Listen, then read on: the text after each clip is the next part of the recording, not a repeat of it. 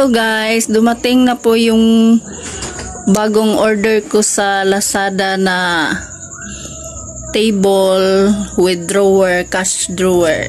Nabili ko lang siya mga kasari ng 1,200 pero yung original price po niya ay 1,600. Kaya mura lang nabili ko kasi may voucher ako, free shipping, tapos meron pa akong coins. Kaya napamura yan. Excited!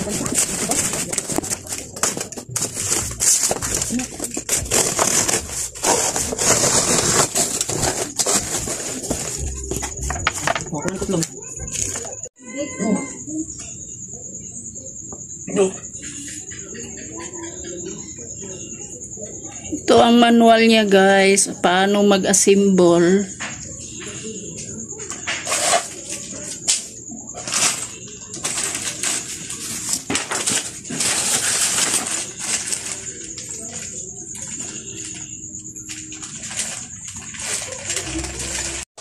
Ako yung relaxan ba? Di ka na siguro sa dito, ganyan siya yung basa.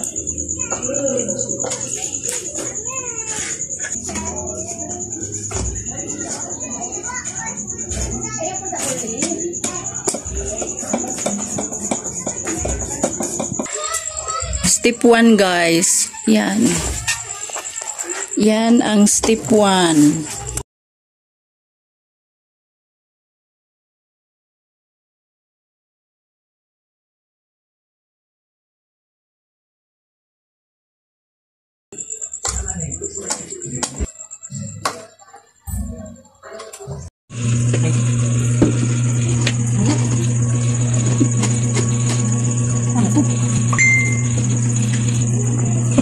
Ayan guys, malapit nang matapos ang table, office table na pwede siyang computer o pwede siyang cashier table.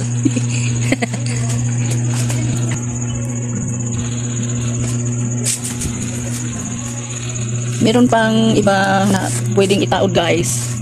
Ayan mga kasari, pwede sa tindahan. Binili ko to para sa tindahan, sa lalagyan ng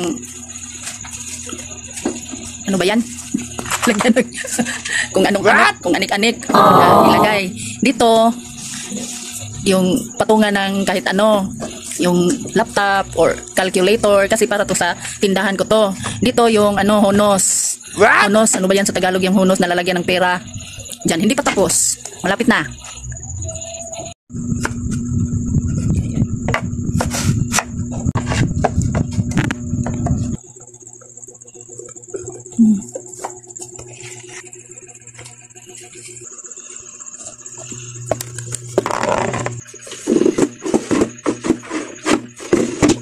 See? Ay, lagi ko na lagi mo sagit. Puyo.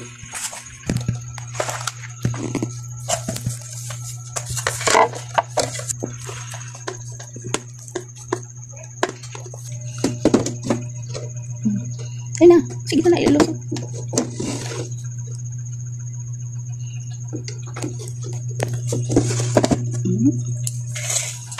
Yes. Tapos na guys, mga kasari. Tapos na. Wow! Yeah.